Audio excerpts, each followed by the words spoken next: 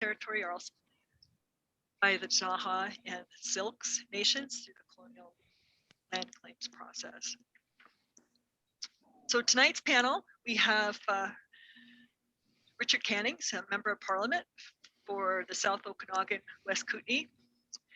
And we've got Janice Liebe, who is the president of the Trails. No, it's actually Trail of the Okanagans, just to confuse you. I got it backwards. Trail of the Okanagans. One trail, many Okanagan nations. There you go. And is a council member from the city of Kamloops. So what should we do here? How about we go alphabetical with first name, last name? How about Mr. Cannings? Would you like to start? You're gonna outdo me. Okay, well, I hope I won't ramble on too long. I just have some notes here. I haven't written anything down in a formal way, but I just want to first of all acknowledge myself that I'm joining you from the unceded territories of the Syilx people in the Okanagan Nation, just outside Penticton. And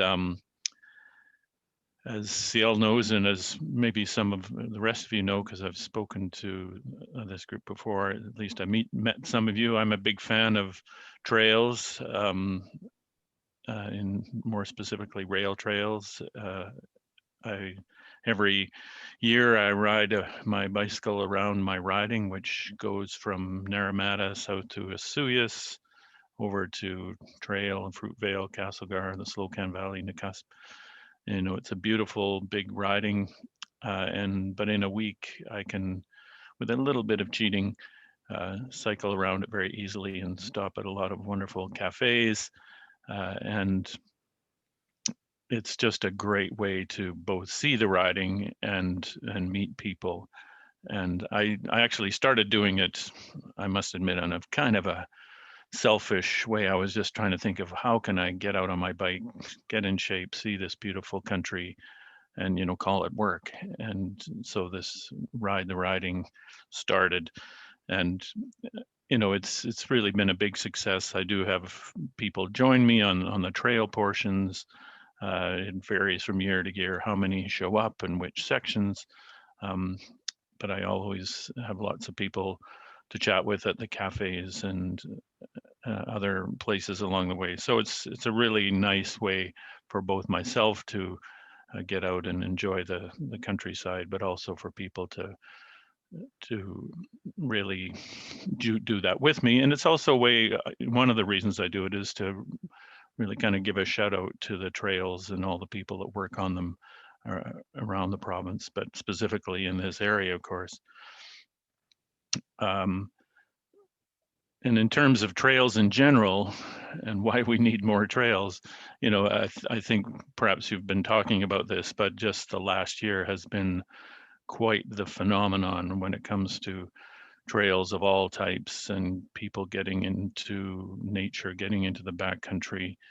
My wife and I were up at Cathedral Lakes last summer. Normally when we go up there, we'll see a few people. There's some wilderness camping there that I think they have room for maybe 60, 65 tents. There were, on weekends there in the summer, the wardens there are friends of ours. They had over 110, 120 campers there each weekend on the big weekend. So it was just overwhelming. When I was going through my riding through the Slocan Valley, people were complaining that there were just too many people in the beautiful backcountry there, people camping in what the locals thought were their secret campsites. And so it's clear that we do need more trails. We do need more facilities in the backcountry, and maybe Bowinn can talk more about this. But I was really pleased to hear announcements today and other days about what the provincial government is doing with regards to that. I think it's so important because this is not going to go away. Once the pandemic is over, people have discovered how wonderful it is to get out and use those trails, see the beautiful province that they live in. And this is not going to turn around. This is only going to get bigger. And so we need to make sure that we have that infrastructure to handle that increased use. I live fairly close to the KVR trail, you know, just it's literally a few hundred meters away. I actually just kind of got off my bike. I went down to my office this afternoon, and I usually come back via the KVR. And I used to do that regularly, and you'd almost always never see anybody, or you would rarely see anybody. This year, you just see constantly groups of people, individuals on that trail. And that, I think, is the experience, you know, around the province on any trail like that. My wife was walking with friends just south of here in the White Lake area, and the White Lake grasslands protected area. Again, a place where if you go there on a nice weekend, you might see a couple of other groups. She said it was like the Chilkoot Trail. You know, it was just lines and lines of people. And these are not even official trails. These are just kind of trails you hear about, you know, by word of mouth. So, you know, this is something, a real phenomenon that's not going to go away. And so I think it's, you know, beholden to groups like this and governments to really put their minds to it and make sure that we have that infrastructure and ways to maintain it and ways to manage it into the future, because we will be needing that. There's certain projects I'm trying to work on. The Trail of the Okanagans. I'm trying to get that right. Perfect. You know, getting the missing link there between Okanagan Falls and Oliver connected along through Vassal Lake. It's a bit of a bureaucratic, I wouldn't say minefield, but it's complicated with federal, provincial, Indigenous issues there. And I'm very happy in terms of, you know, I think working with the Okanagan Nation, the relationships I've had with those with people there, and talking with the chief of the Penticton Band and others about parts of the trails that go through their territory. They seem to be very open to, you know, building those relationships and making sure those trails serve us all. So I think that's very important, obviously, in regards to building these trail connections and trail networks is working very closely with First Nations.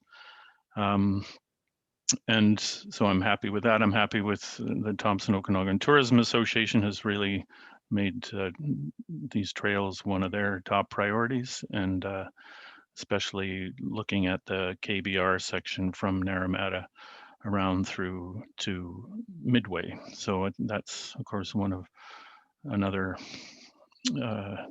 priority for me and many people on this call probably. So I think I'll leave it there, but that's sort of what I've been thinking about and working on over the past 5 years. And really am glad that Trails BC is here to help us do this important work. So thanks again. Thank you so much, Mr. Cannings. It's always a pleasure to ride with you. You're a beast. He's a really, really excellent bicycle rider. I can't keep up with him. Next presenter will be Janice Liebe. And why don't you just introduce yourself from the Trail of the Okanagans? Certainly. I'm going to share my screen as we have a little bit of a story to tell. Just let me figure this out. Can everybody see this up on the screen? Seal, can you see that? Can you give me a thumbs up? You're muted. It looks good. We can see Okay. it. Okay, good. Well, thank you. So before I begin, I just want to say that we at the Trail of the Okanagans need to and would like to acknowledge that the Trail of the Okanagans sits entirely on the traditional lands of the Okanagan Nation. And we're very grateful to live and work on the unceded territory of the Silks people. We are an advocacy group with a vision of a 370-kilometer long continuous hiking and biking trail that would extend from Sicamous to Brewster, Washington. And we're working with all of those who have an interest to help make that trail a reality. And we are specifically focused on the section between the Bennett Bridge in Kelowna down to the international border. We certainly acknowledge and support and cheer the great work of those who are to the north of us, such as the Shuswap North Okanagan Rail Trail Group and the Okanagan Rail Trail, who are developing the route north of Kelowna. And we're also part of a trail coalition that includes trail builders south of the border to Brewster, Washington. Now, we heard yesterday and today the stories of the origin of many trails in BC belong to our First Nations.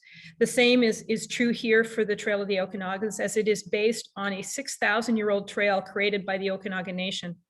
It started as an important trade route that connected the peoples of the Columbia River with those of the Fraser. And it functioned that way for thousands of years and was introduced to the first white fur traders in the early 1800s. It was used as a fur trade route for several decades until the international border was established, and was later used as a gold rush trail, as it was much safer taking that route than the Fraser River Canyon closer to the coast. The full trail can be divided almost exactly into three. There's 130 kilometers in Washington State, 125 kilometers from Kelowna north to Sicamous, and 125 kilometers on our section between the Bennett Bridge and the border. I would say that we have the toughest challenge, as there are approximately 120 different trail sections to connect, running through 3 First Nation reserves, 2 regional districts, 7 communities, and even a few small pieces of private land. 2020 was the year of mapping for our group, and this was no small effort. As this slide illustrates, there are 14 different regions on which we detailed the 120 different potential trail segments. And wherever possible, we use routes that are already included in regional, First Nation, or municipal active transportation plans. And we worked to make the trail as much as we could independent from roadways and situate it in safe corridors in some of the most spectacular and scenic areas of the Okanagan. Almost 3/4 of the route is currently cyclable, with 30 kilometers or 25% built to an all ages and abilities standard. Most of that south of Oliver down to a Osoyoos area. 20% of the identified route has unused rail bed that has the potential to be transformed into trail. And the remainder is made up of small gaps, either along Highway 97 or through regional parks. And even some of those have plans to build the trail through it now. We spent time last year identifying key issues, and as a result, we expanded our board to have representation from each of the communities from West Kelowna to Osoyoos. And this is already bearing fruit with a tremendous boost of energy, and it's expanded our connections and our understanding of the issues in a very meaningful way.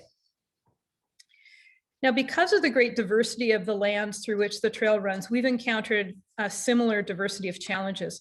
And I think this will not be surprising to you at all. The most important for us is the initiation and development of good relationships to understand the Indigenous considerations related to the trail, and to understand that these are different from band to band. We're approaching this very slowly and trying to focus on listening and asking questions. And frankly, as a result, we haven't really begun to discuss the section that Richard just talked about that runs through the Penticton Indian Band between Summerland and Penticton, because frankly, we're on a bit of a learning curve, and we want to get it right, and we want to approach it with respect. So that part is work that is ahead of us.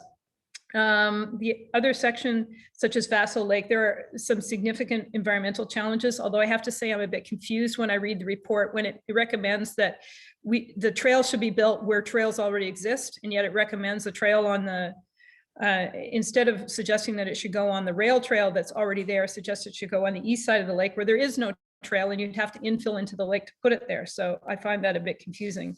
But in anyways, we're going to look at those issues more clearly so that we can understand what they are and come up with potential solutions. And the third challenge that we have are engineering ones. This is what I call the section between a rock and a highway in Peachland. Now, while there is potential to put a protected bike lane along the highway, we would much prefer it to run it below. And we're working with engineers to find a solution now that would be acceptable to the Ministry of Transportation and Infrastructure, who are saying that we really should put it on the highway. This is a very short section that will likely be the most expensive by far per meter. So we're working on the premise that the cost of this needs to be amortized against the value of the entire 125 kilometers between the bridge and the border, because there is no other possible route to get from West Kelowna down into Peachland through this very steep and rocky section.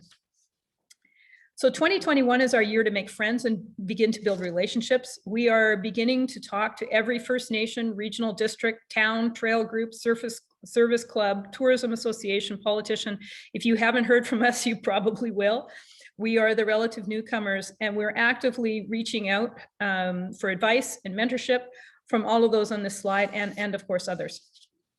And when we meet, we talk about the importance of the trail to all of our communities to connect with each other in a meaningful way, one that improves our health and well-being, and one that improves our economy. It's not commonly known that the Okanagan is ranked low in a diversity of tourism amenities. So when the Okanagan Rail Trail completed their economic impact analysis, it noted that if it was connected to trails north to Sicamous and down south to Osoyoos, it would be of a scale to have an international significance. 250 kilometers seems to be a key metric, as it meets the benchmark needed to attract the next sector of cycle tourists. 250 kilometers is enough to provide a tour of several days with a reasonable ride length each day. A fully connected trail would be a fabulous amenity all on its own, of course, and it would connect our beaches and our wineries. But even more interestingly, it extends our busy summer months 2 months on either side, as trail riders will come earlier and stay later to cycle in the cooler months. There is clearly huge latent demand for the trail, as we've just heard about what's happening on trails around us. The Okanagan Rail Trail surpassed its 5-year projections in its first year, and it's yet to be fully connected. And as a result of these numbers, every community along the route has or is in the process of building links to the trail to bring those 500,000 people directly into their business districts. And it's not just communities. Note that Predator Ridge received a $250,000 grant this spring to build a connecting trail to their development. And this is what we hope to see for the full trail from Sicamous down to Osoyoos. I'm showing you this slide to point out the plan for the new public park in Oyama. It was designed after the trail was built to be a centerpiece for Oyama, with public space and community buildings embracing the trail. When we showed this slide to officials at the West Bank First Nations, they started to talk about the trail as being more of a linear park, with opportunities to connect the West Bank First Nations to the Penticton Indian Band and on down to the Osoyoos Indian Band, with traditional place names, spaces for education and interpretation, and business opportunities for their communities. I love this idea, and I can certainly imagine a 250-kilometer long park bringing all the people of the Okanagan together. And we're seeing beginnings of this already with art and interpretive installations. The Shuswap North Okanagan Rail Trail, which is being led, by the way, largely by the Splatsid Band with Chief Wayne Christian. Their vision speaks specifically to linking communities and providing an opportunity to unfold the true history within their First Nation territory, focusing on sharing culture, values, and relationships, bringing both local government and First Nations together to work collaboratively towards a common goal of uniting communities and connecting the land. We certainly have a lot to learn from our friends to the north of us. In the section south that we're working on, we're advocating for links, we're advocating for links to be built to the trail for this very same reason. This is an example of a potential trail spur north of Oliver to connect trail riders to the soon to be open district wine village being built by the Osoyoos Indian Band. This new facility has several wine outlets brought to one space with a central courtyard for all kinds of public events. And we also spend quite a bit of time talking about trail standards to communities. Unfortunately, much of the cycle infrastructure currently built does not meet the BC Active Transportation Standards, and some ATI plans are not up to date. We talk about the importance of safe cycling infrastructure as a necessity to achieve the levels of participation needed to achieve the economic and tourism benefits. And we point out that funding may become dependent on meeting those standards, which frankly we agree with. We should not be funding, nobody should be funding substandard, unsafe infrastructure to simply check off a box and feel good. I am assuming that everyone's aware of this latest federal announcement, which will quadruple funding available specifically for trails to be spent over the next 5 years. And it has a focus on best practice design and standards. So thank you. I hope this gave you a bit of a sense of who we are and what we're trying to do. And if you would like to know more, please follow us on Facebook. That's where we post most of our updates. Thank you, Janice, and we really appreciate Trail of the Okanagans to be a member of Trail Society of BC. Really appreciate that. Okay, well, we're going in alphabetical order with last name, and so I would like to introduce the Honorable Bowinn Ma. She is the Minister of State for Infrastructure and represents North Vancouver Lonsdale as MLA. Thank you so much. Hocht squal tanoiap, hochten squalwin, quins quatchnomiap, nail tata meok, ya musquium, bisco homish, islewotath, Bowinn Ma, queensna, chinkuman shomiap. So what I've just said in the very little Squamish language that I know is, hello everybody, I'm so glad to be with all of you here today. I'm coming to you live from the territories of the Musqueam, the Squamish, and the Tsleil-Waututh. As you heard, my name is Bowinn Ma. I serve as the MLA for North Vancouver Lonsdale, but I also serve as the Minister of State for Infrastructure. Now, I'm really excited to be with all of you here today, but I'd like to take a moment before I begin to reflect that it was just over a year ago when COVID-19 drastically shifted our daily lives. I want to assure people that our government's top priority is protecting people's health and livelihoods as we accelerate BC's vaccine rollout.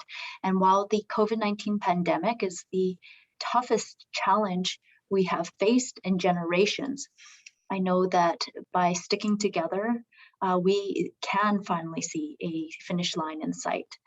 Over 1 million people in BC have already received their first vaccine, with thousands more getting it each and every day. But we're not quite through it yet. And until we are all vaccinated fully and the health orders are lifted, it's all of our collective responsibility to continue to push towards the finish line.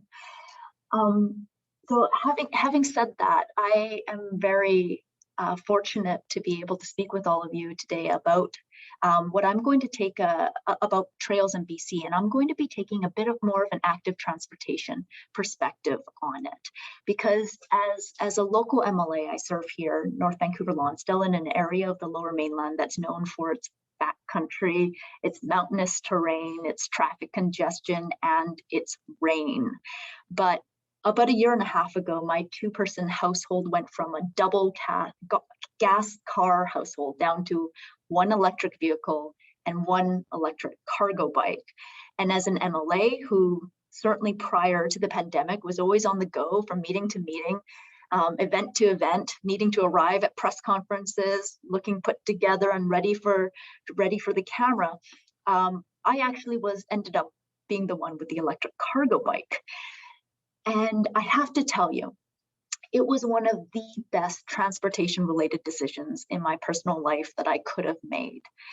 Not only did my household cut out 9 metric tons of GHGs from our annual emissions, but it also injected some moderate exercise into my otherwise quite busy and yet sedentary life. It also enabled me to beat traffic congestion in more urban areas, and it positioned me to stay moving when the pandemic hit and public transportation and public transit ridership plummeted. The service continued, but transit ridership plummeted. And what we saw during the pandemic was a rapid embrace of cycling as a way to travel and also as a way to enjoy the outdoors safely in a way that governments at all levels need to capitalize on right now and enable to continue to grow. So it's really great that people from all over the province are here to talk about how trails and active transportation fits into the transportation ecosystems that are so critical throughout our province, including in smaller communities and more remote areas. Now, I mentioned earlier that I'm also serving as the Minister of State for Infrastructure, and I'm really pleased to be able to do that work alongside Minister of Transportation and Infrastructure, Rob Fleming. And we're doing this in partnership with communities across the province in order to make active transportation safer, easier, more affordable, and more attractive for people in their day-to-day lives. So we're very much aligned with the goals and interests and ongoing work with Trails BC, that Trails BC is doing. We both value developing and maintaining community-specific active transportation networks that are safe and accessible for people of all ages and abilities across our beautiful province.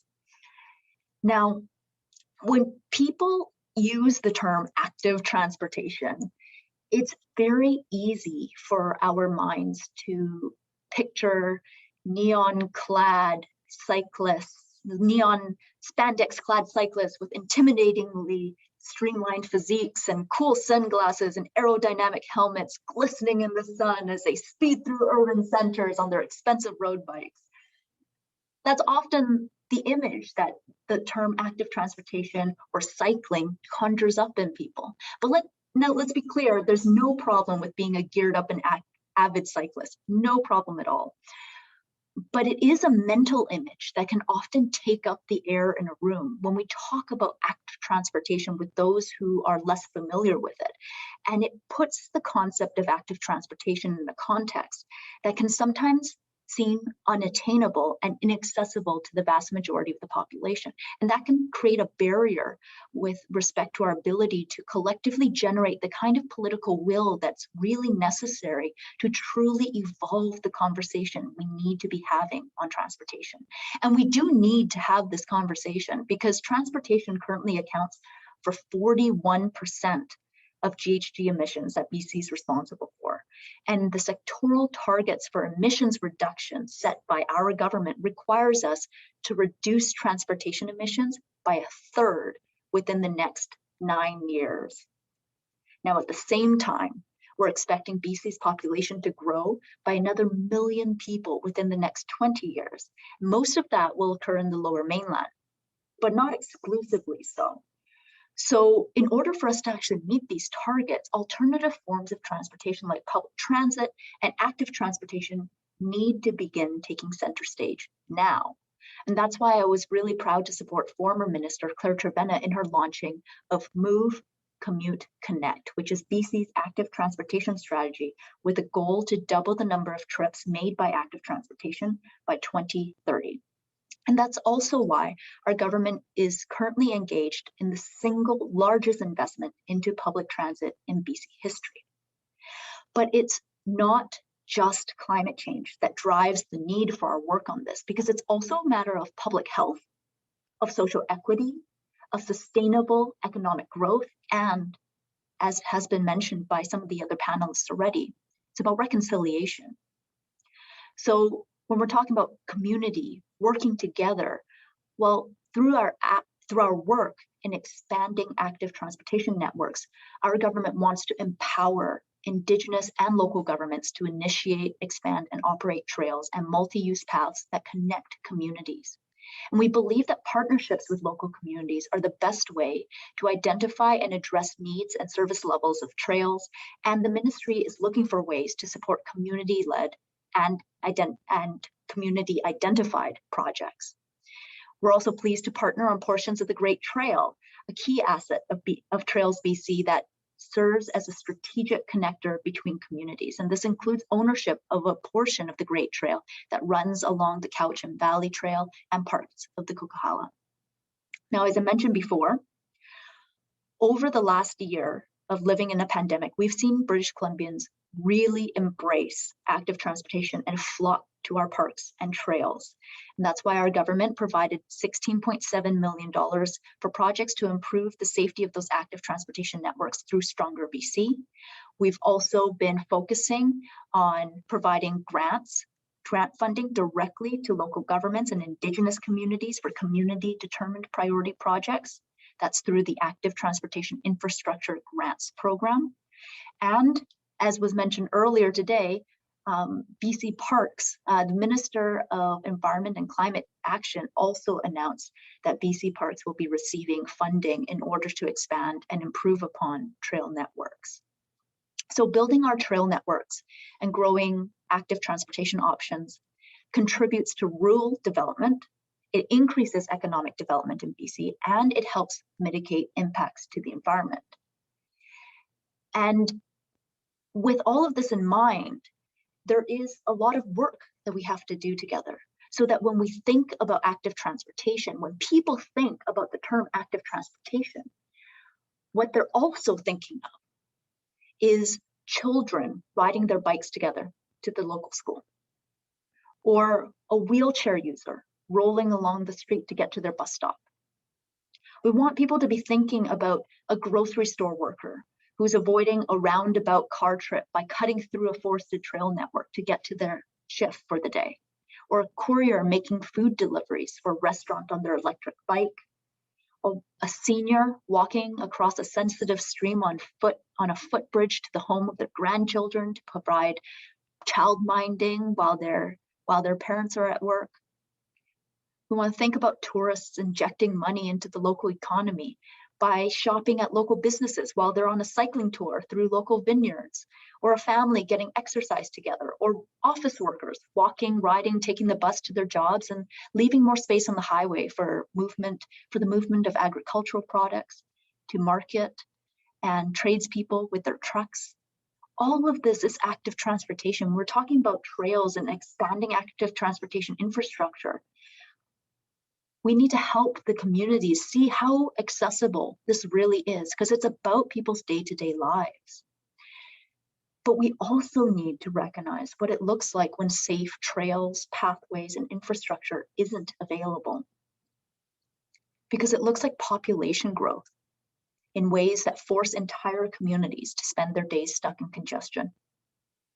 It looks like a minimum wage worker who can't afford to operate a car, who's struggling to get to work through the snow. It looks like a mother pushing her baby in a stroller on the side of a highway to get between communities because she has no other way to get there. And it looks like somebody killed on a busy street, just a block away from my office, because somebody opened their door without looking. We are connected to each other in so many more ways than any of us can comprehend. And the same applies to us through our transportation system. The development of holistic transportation networks and communities that enable and embrace diversified ways of getting around and getting people and goods around is tied to so much. Our climate, our physical and mental health, social economic justice, reconciliation, and certainly a strong economy. So thank you so much for inviting me to participate in this discussion again. I've already heard a lot and learned a lot listening to other people's thoughts and ideas, and I look forward to learning more as we move forward together. Thanks. Thank you, Honorable Ma. I really appreciate it. And it was really nice to talk to you in Soyuz a couple of years back about the Trans-Canada Trail and the problems there. So thank you. We look forward to working with you more. Kathy, Councilor Sinclair, excuse me. Hello, please call me Kathy. Okay. And thank you so much for having me. I have a bit of a screen share here, so I'm just going to pull that up, and you can let me know if you can see it. Are you seeing my screen? Yes, no? I can't see you anymore, so. Yep, looks good. Okay, wonderful, thank you. Thank you to Janice, to Richard, and to Bowinn. That was wonderful to hear all of you speak about trails, and thank you, Bowinn, for setting me up for active transportation, because that's what I'm going to be talking about today as well. So hello, White Kofuatep. It's an honor and pleasure to spend my Friday night here with all of you, and I want to thank Trails BC for the invitation. I recognize and acknowledge that I am on the unceded ancestral lands of the Secwepemc Nation in Secwepemc, and I'm very grateful to be a guest on this beautiful land. So as my lead slide may have tipped you off, I'm going to be talking about active transportation in a place where car was king. So talking about the challenges of building safe infrastructure for people to walk, roll, and cycle in a city that's extremely spread out, dealing with some pretty big elevations and with somewhat extreme weather. So just to situate us a bit, I lived in Vancouver for years, and I have to admit, I was not familiar with Kamloops at all. So Kamloops is just north of Kelowna. We are not a part of the Okanagan. We love the Okanagan, but Kamloops is actually part of the Thompson-Nicola Regional District. And I wanted to just give a little bit of background on our city with the help of my friend Cami the Fish here. So Kamloops has a population now of just over 100,000 people. We have a land area of 299 square kilometers. Note the exclamation marks there. For comparative purposes, the city of Vancouver is 114 square kilometers. City of New Westminster is 15, that's 15 square kilometers. So as you can imagine, having that much land area really presents some challenges when you're building transportation infrastructure. Our temperatures can range in the winter from -20 to over 40 degrees in the summertime, so very dry climate as well. Elevation gain, 345 meters plus. Industries include forestry, mining, agriculture, and we also have many active railways in our city. And 66% of GHG emissions here come from transportation, 49% of those from passenger vehicles. So I just wanted to go over a little bit, how did our city get so spread out? Well, our colonial history, Janice touched a little bit on pre-colonial, but Kamloops began with this dark brown area pre-1967, and then we amalgamated North Kamloops, the light brown area here, and then we incorporated Valley View, Dufferin, and Brocklehurst in 1973. So all of those regions had their own mayor and council, and we're now all together, and this makes up our beautiful city. But amalgamation does mean that we're still catching up on infrastructure in a lot of areas. So in some neighborhoods, there just were no sidewalks. So we do have to allocate some of our active transportation budget to sidewalks, as well as multi-use paths and safe routes for cycling.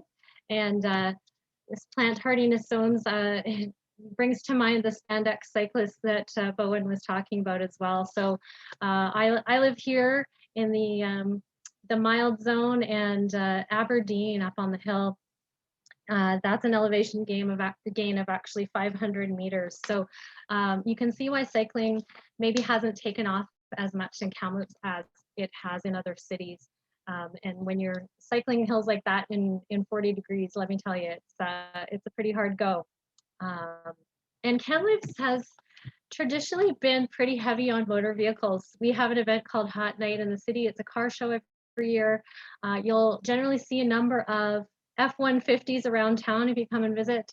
Dirt biking is a popular sport. I moved here from Vancouver in 2011 and was shocked to be able to drive from one side of the town to the other within about 15 minutes. We do have transit, of course, but a majority of citizens find that driving is just a lot more convenient. Our parking rates are very low. And when you do mention cycling, you're likely to get a photo of this. We have a number of beautiful mountain bike trails. This is our resident Olympian, Catherine Pendrell. All that said, Kamloops is a beautiful place to live. More and more people are cycling, and e-bikes have really changed the game here, even in the last year or two, I've noticed that. We do have a number of beautiful and safe active transportation paths, like the Rivers Trail, multi-use paths. So this is a huge endeavor to put together many years ago, and it definitely needed other levels of government support, community fundraising, and help to connect some of our neighborhoods along the river. It's primarily a recreational trail, mostly but not all separated from traffic, and sometimes the route does go along sidewalks as well. And it's often very crowded with people and families walking, rolling, and cycling in the spring and summer. more recent piece of infrastructure is the Hocktum Trail. Hocktum means Deep Valley in Secwepemchin. It was a proud day in November 2018 when Kamloops to Secwepemc and the city of Kamloops opened this paved pathway together. The pathway is 1.7 kilometers and it connects downtown to Lower Sahali. And it's a great way to get up the hill away from traffic. It sees up to 500 people per day. And the elevation is 160 meters from bottom to top. So quite a challenging climb and heavy on the brakes on the way down. So we have these two trails, the Rivers Trail and the Hocktum Trail. We have a number of commuter cycling routes as well. So you can see the orange lines are designated cycling routes. So what's next? Of course, it's connecting them all.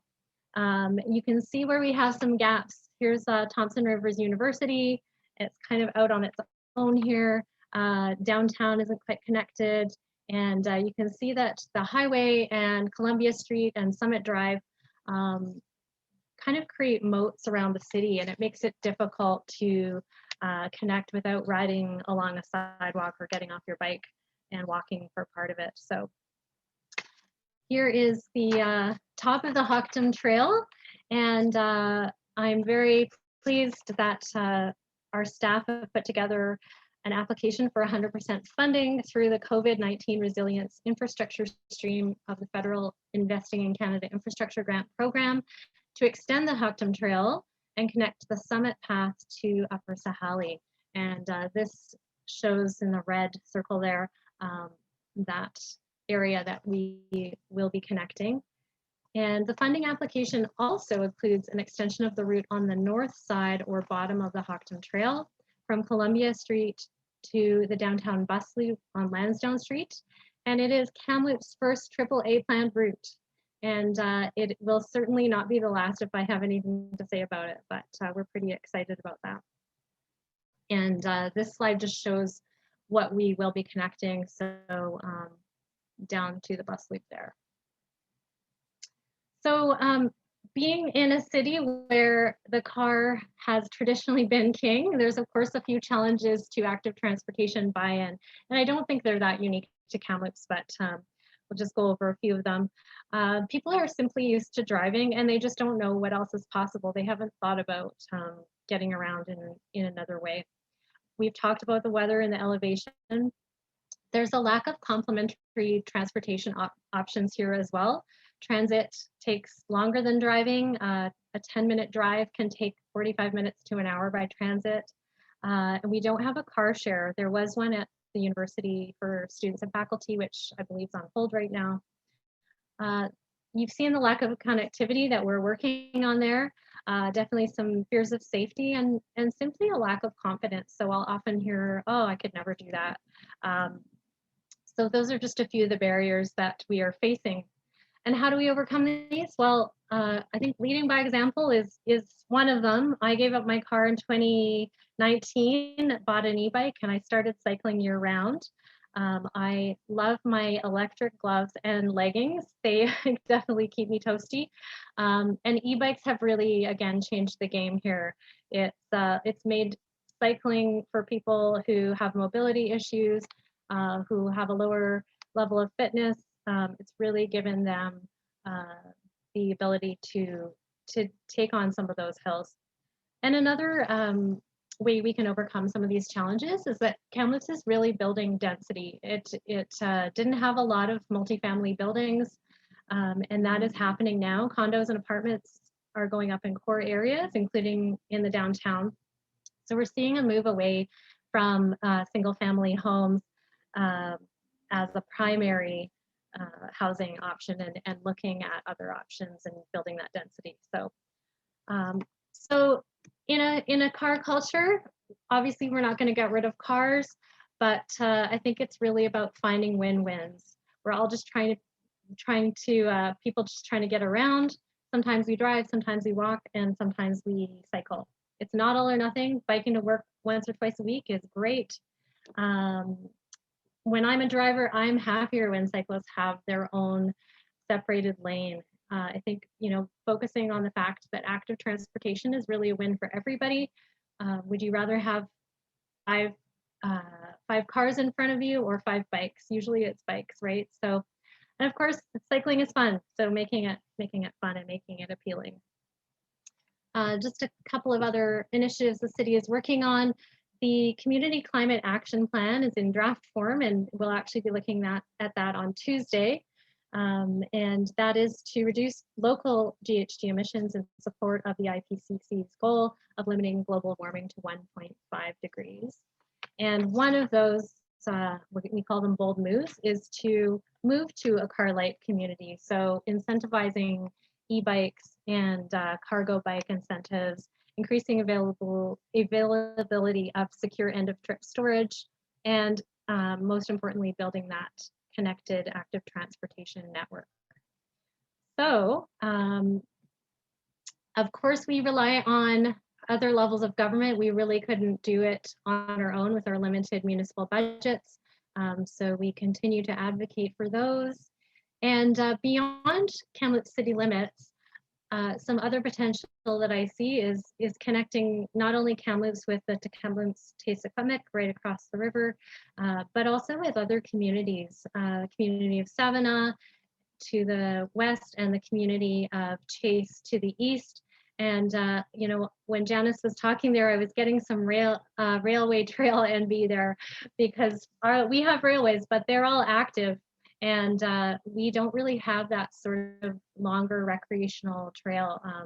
I do believe there's some things in the works, but we'll see how that goes. So that's about it for my presentation today. Thank you very much. And Kukschacho.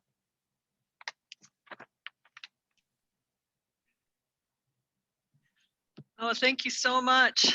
Yeah, thank you all of you being able to provide a great perspective from the place where you volunteer work. You know, Janice, you're a volunteer, and I probably a politician. You could probably pay a politician. You 24/7 as well. I do have one question in the chat to Kathy, and it says, do you think there's a possibility of a trail system that would go to Salmon Arm?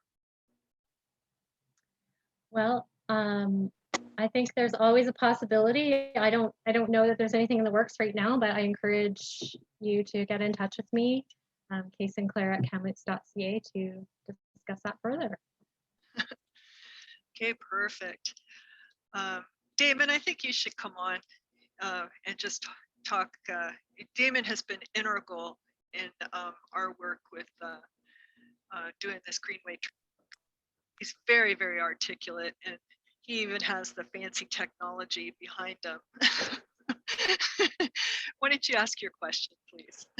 Okay, fair enough. I was just wanting to shine the spotlight on you more so, but thank you. I'll take this opportunity to ask Janice, would you mind talking a little bit about how you approach the Okanagan Nation, the Syilx people, in regards to the Trail of the Okanagans? And could you talk a little bit about how you work to kind of develop that relationship? You're muted right now.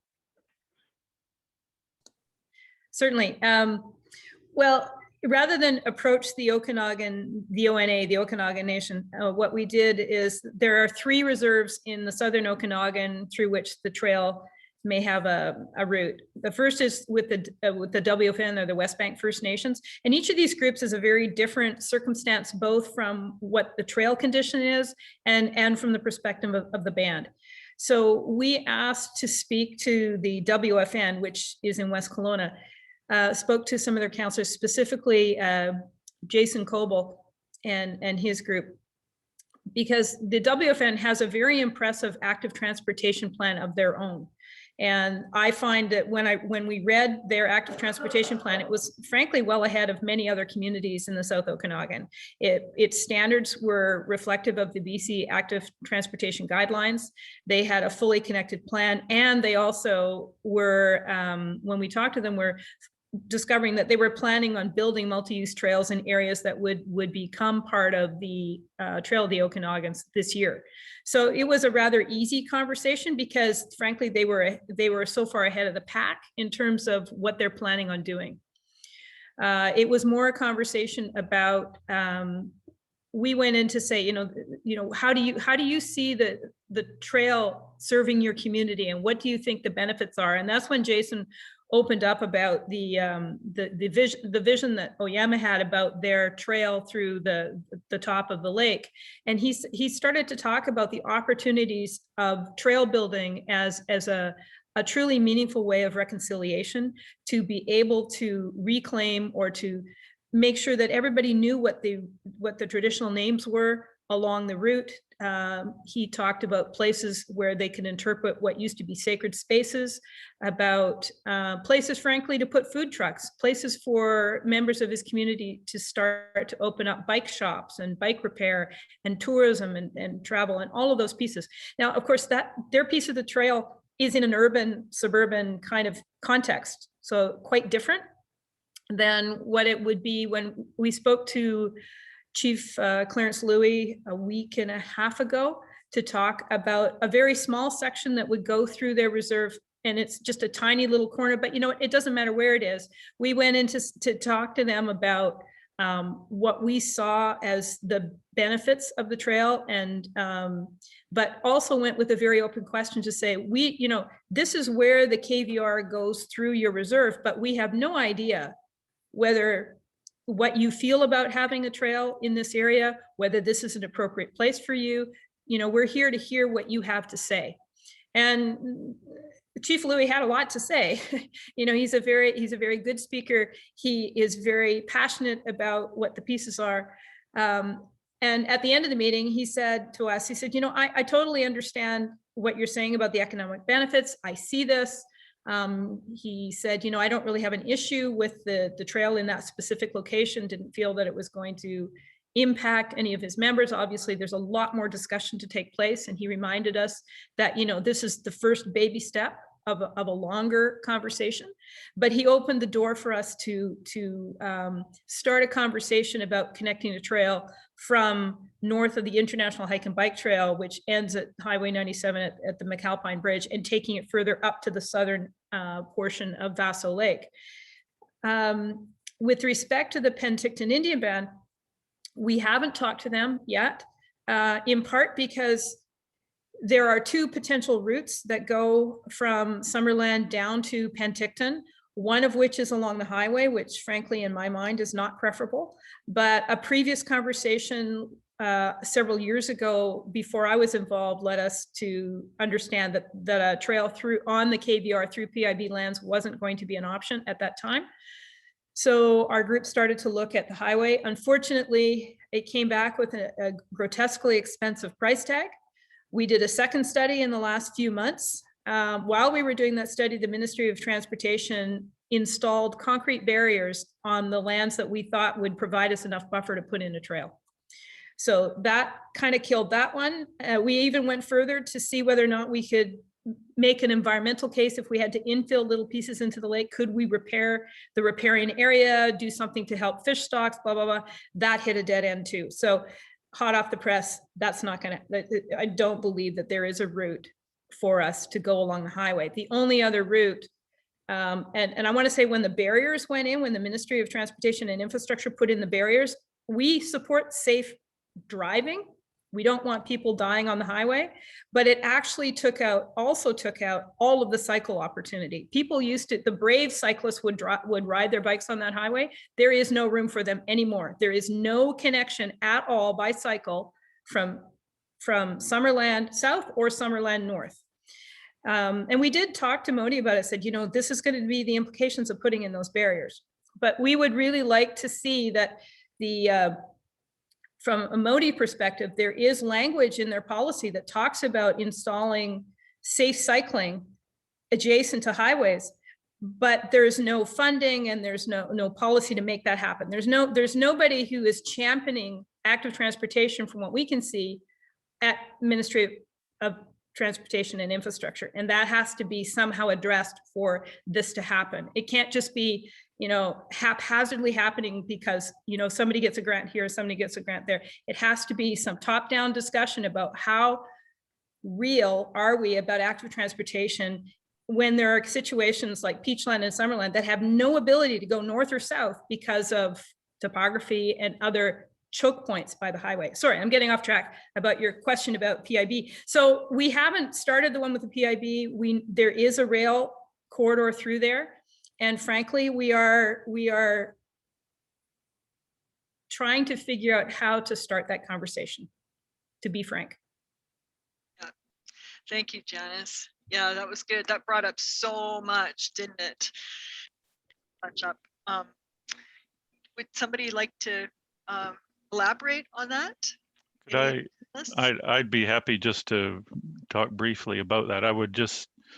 I have only talked very informally with PIB about that section of trail, and I would encourage you to try again. You know, I haven't encountered any pushback at all, and I think with regards to PIB and the Osoyoos band, you know, what I see when the Osoyoos band getting much more involved with interpretation of their heritage and culture, with, you know, the Inkameep Desert Cultural Center and their activities now in the provincial parks at Okanagan Falls and Haines Point, Osoyoos, and I forget what the Insealtion word at Okanagan Falls is.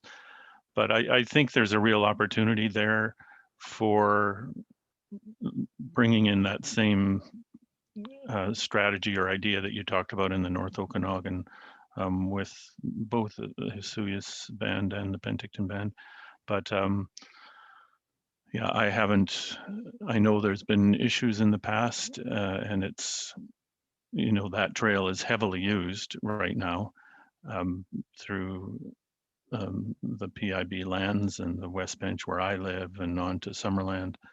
But it's in very miserable shape in places because it's in that state of limbo. And right now the band is just in the process of getting the legal ownership of the trail in those areas. But as I say, I think it would be worth your while to make those, you know, start that relationship, because I think it could lead to something good for everybody. Agreed.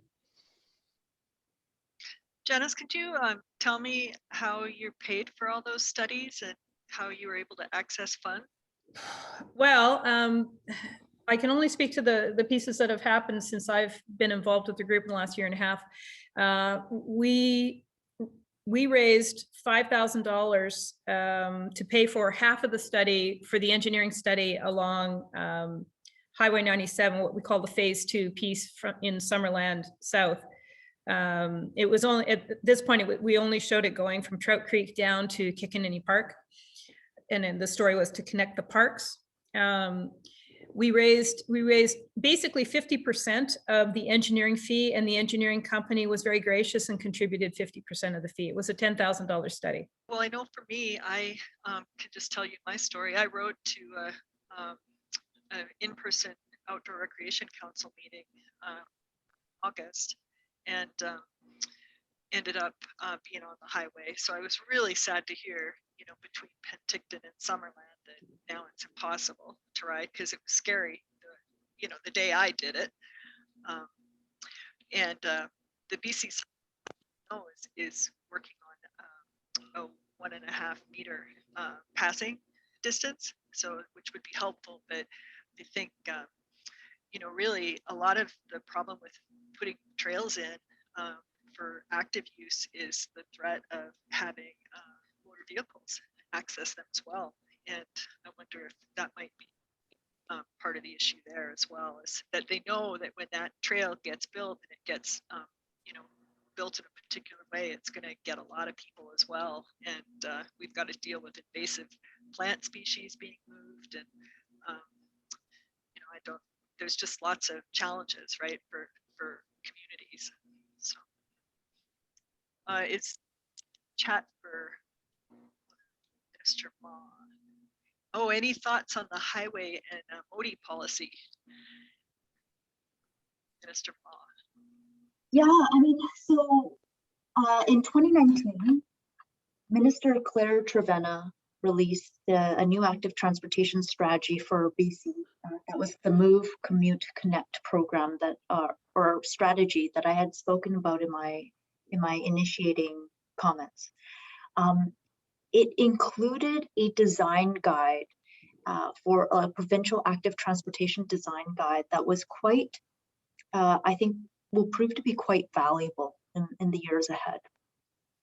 Now, it is still quite a new strategy, but it indicated a commitment to doing transportation differently that I really valued. And at the time in 2019, I was serving as the parliamentary secretary for TransLink under the Municipal Affairs and Housing. But I had the occasion to work very closely to Minister Claire Trevena, and I knew how important active transportation was to her. She herself was an avid cyclist. She used to cycle, I think it was 8 kilometers each way, each day when she was in her community over in Campbell River.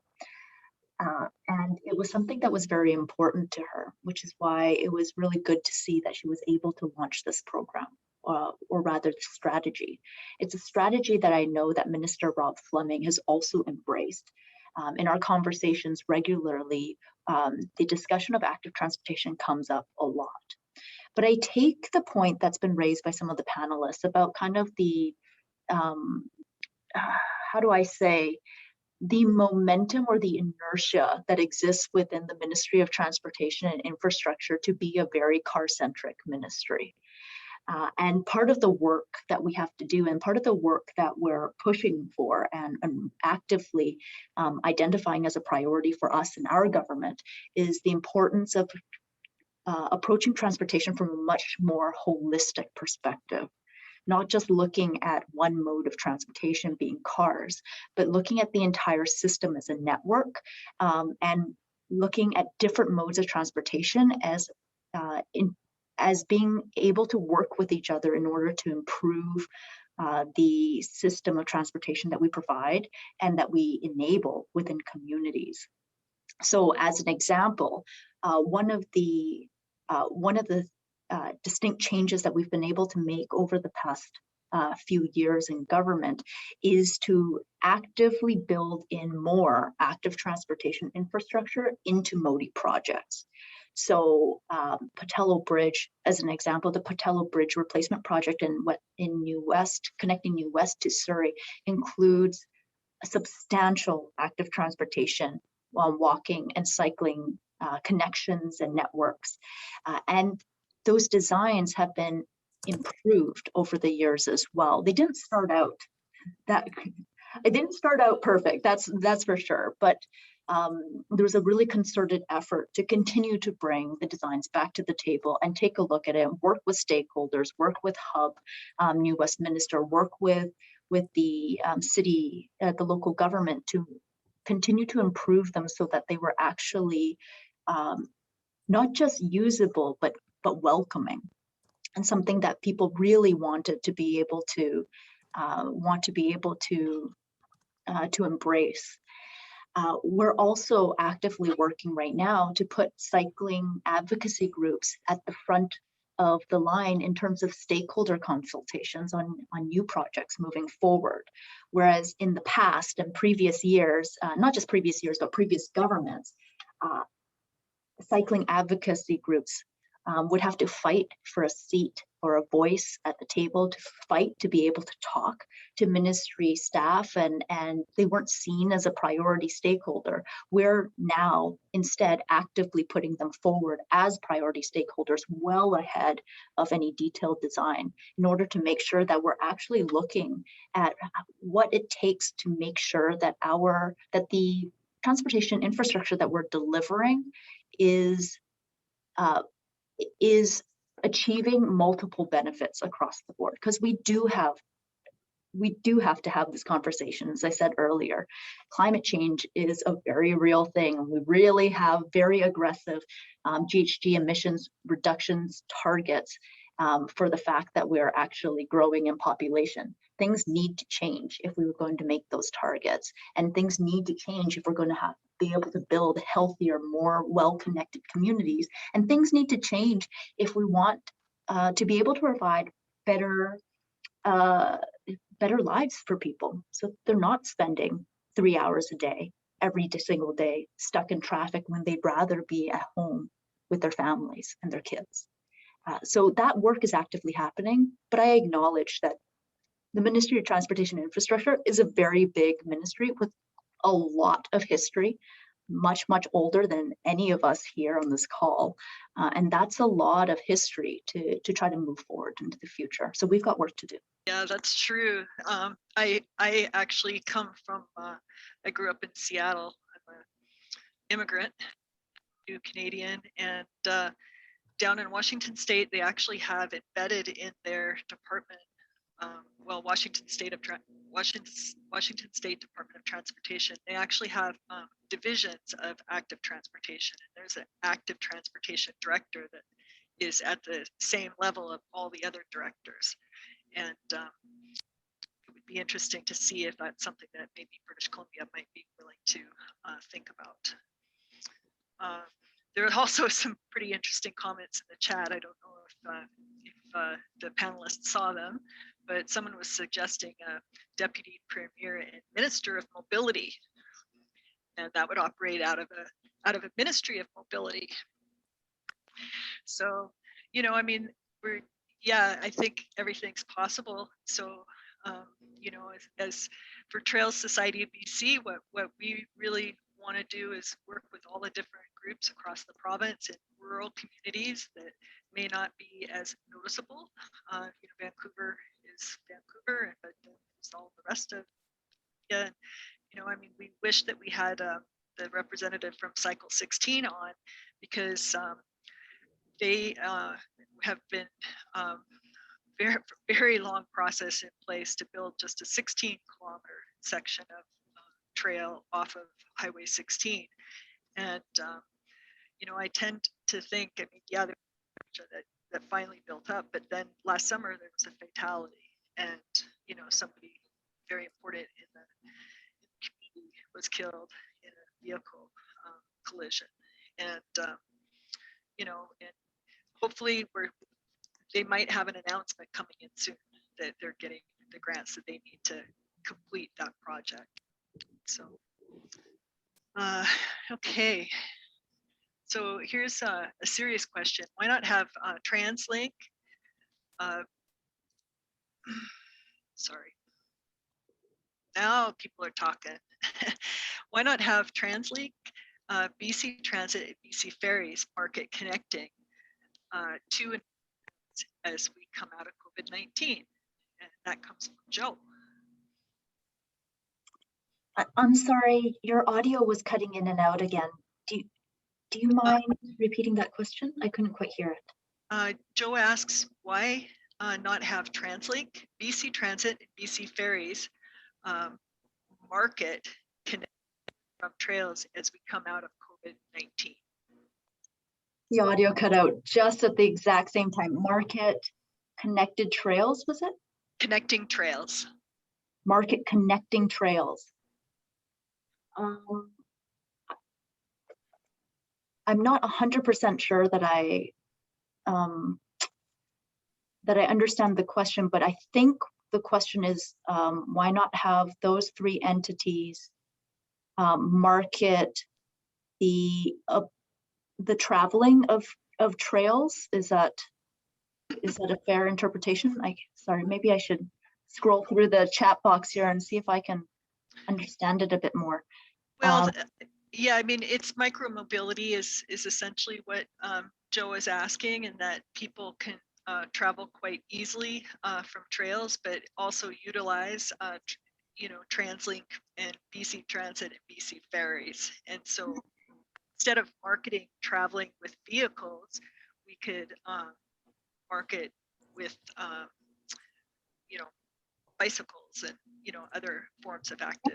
Right. Okay. No, thank you so much for clarifying that. No, that's a great idea.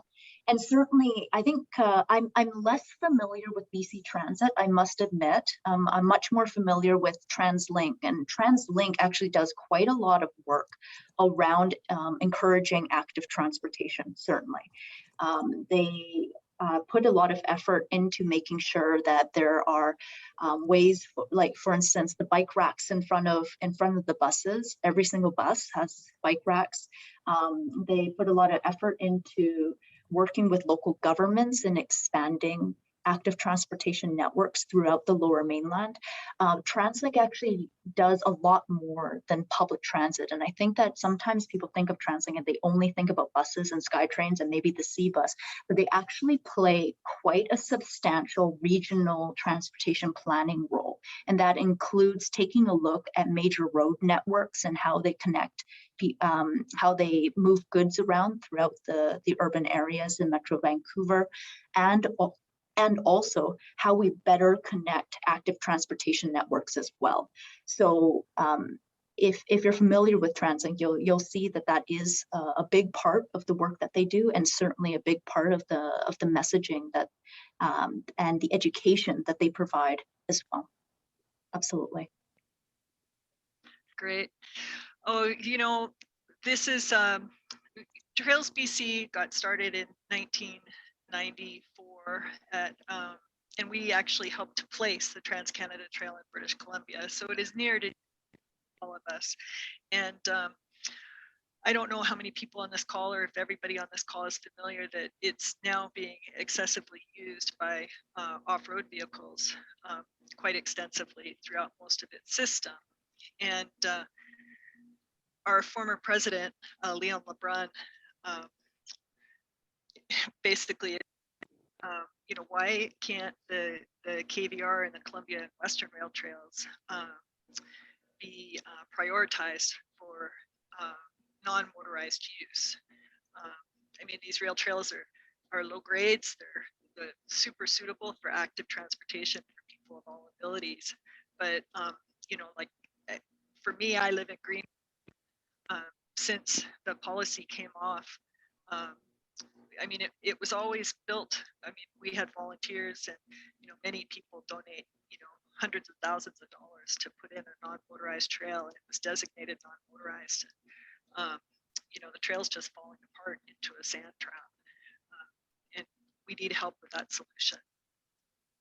Think there might be any hope for the future here for the Trans-Canada Trail?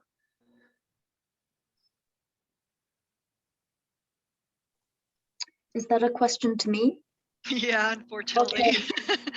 Yeah, I mean, we just are having such a hard time getting resolution from it. You know, that we have to negotiate it locally, but you know, it's kind of like when you know, we can't take care of a trail basically that is sustainable with motorized vehicles, and so you know, what's happened is that the active trail users have been displaced, and you know, we want to try to work with the community for them to have their own trails, but they don't seem to understand. They don't ride bicycles on it, or they don't like it, and so you know, it's very difficult to you know, be able to communicate how it impacts us as active users. So we do need help with it. I think I caught most of that. I don't know if it's on my end, but the audio from when you're speaking it cuts in and out quite a bit, but I think I caught most of it. This is worth a conversation, certainly. I'd be happy to connect with you after this event and have maybe a clearer conversation about it. And it's likely that we'll have to involve the Ministry of Environment as well, because I have a feeling that a lot of that trail actually is perhaps managed or involves that ministry. Yeah, and actually, we do have actually somebody from the Rec Sites Paul. And the rail trail is actually currently managed by the Ministry of Forests. So, but you know, at the same time, it's like I know that the Ministry of Forests and BC Parks and the Ministry of Transportation and Infrastructure talk with one another, and so here we are. Thank you. Yeah, absolutely. Please connect with me.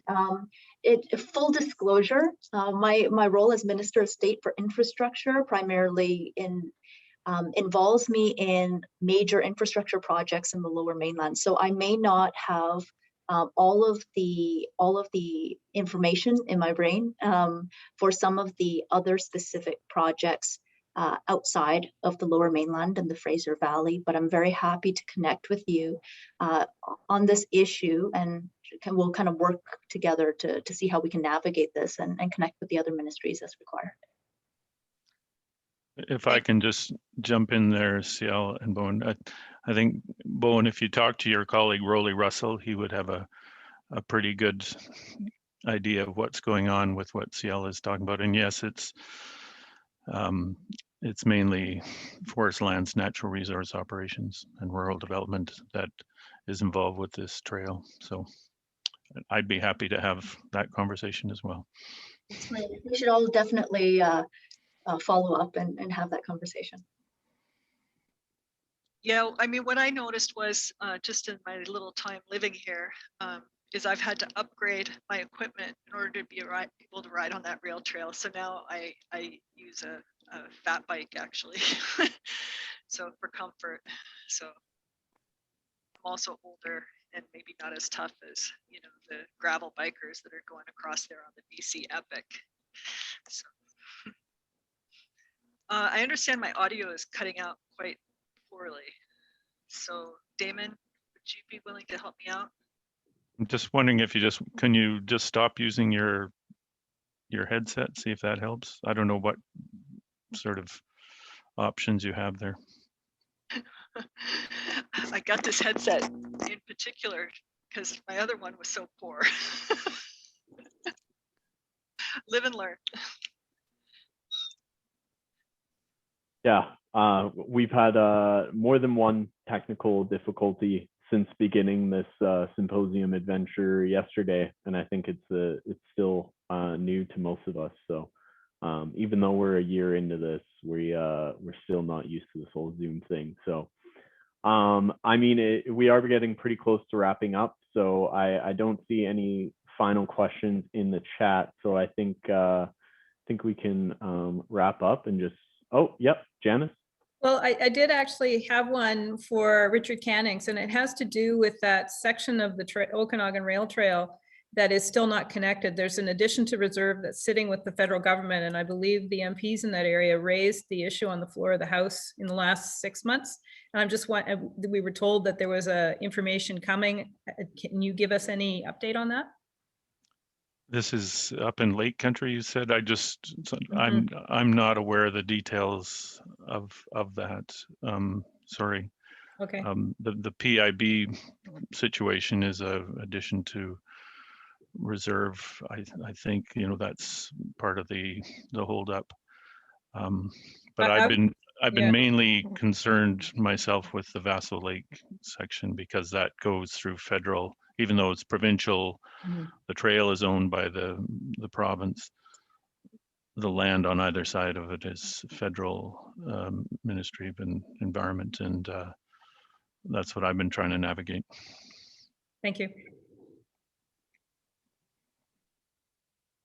Perfect. Hopefully that answers your question there, Janice. So yeah, I'd just like to thank the panelists again for your time. Janice, Trail of the Okanagans, we'll link that in chat. Kathy Sinclair, we had your contact information for a brief moment, so hopefully people got a moment to kind of write that down, and they can get a hold of you if needed. Honorable Minister Ma, really appreciate you taking time out of your busy schedule. I know it's super busy right now for you, and to chat with us and to give us a hand and kind of give us the provincial perspective. So I really appreciate that. and MP Richard Cannings as well. Really appreciate you taking time out of your busy schedule as well. And I know there's lots going on with the feds right now, so I really appreciate you sticking here with us and talking. So yeah, really appreciate it. Thanks everyone. Alrighty. So yeah, this is the end of the second day. I think we're officially ending at 8:15. So guess we can wrap up a couple minutes early. And I'd just like to give a shout out again to the Trail of the Okanagans and City Councilor Kathy Sinclair, Honorable Minister-in-Law, and MP Richard Cannings for all the work that they're doing and acting as active transportation and trail advocates in their respective positions. So we all really appreciate that. And from Trails BC, as acting as a representative here, I'd like to thank you all for all the work you do. We really appreciate it. We need more advocates such as yourselves. So yeah, we have a super busy day tomorrow. Again, we're gonna have a huge section just for kind of more inner dialogue between participants at 6:45.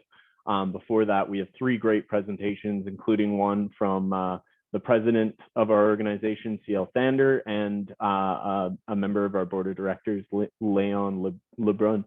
And so we really hope that you can all join us for tomorrow. We have a full day. I know it's at least in Kelowna, it's going to be super sunny. You got to stay inside and join us for the symposium if you have an opportunity to. We'd really appreciate it. But yeah, just again, we're the Trail Society of British Columbia, and we're a nonprofit, a charity organization. We really depend on our members to try to gain, kind of a mass advocacy effort so we can kind of push different policy, looking at, non-motorized use, so a lot of those same topics that were brought up just at this panel presentation.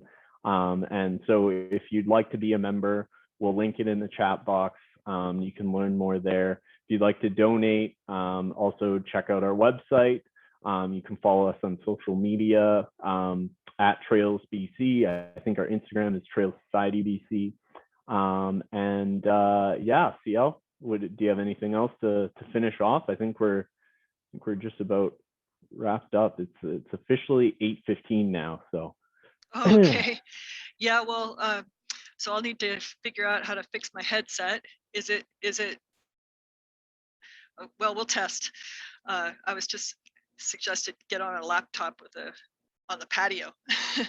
So I just want to I would just a big shout out for everyone who's on. You're all diehards. You're obviously all passionate, and we're just pleased that we got this put together this year, virtually as it is, and we're going to just keep moving on. I mean, I have to say, listening to the session and the sessions today, I am just humbled by all the things that people live through, and it's going to take some time to get to where our vision is, but we can do it. So just keep working together and working with all the other options and build a better world, not make things worse. Definitely. And another way that you can do that is to volunteer to be a member of our board of directors. We're constantly looking for boards of directors, looking for, different areas. We've been wanting a board of director from Vancouver Island forever. It would be awesome if you're representing Vancouver Island to kind of join in and help us out with so many different, internal and external issues as a trail advocacy nonprofit. So yeah, just thanks again, everyone. Really appreciate you tuning in, and hope everyone learned something. So, and we have a whole lot more to learn tomorrow. So hope you can join us then.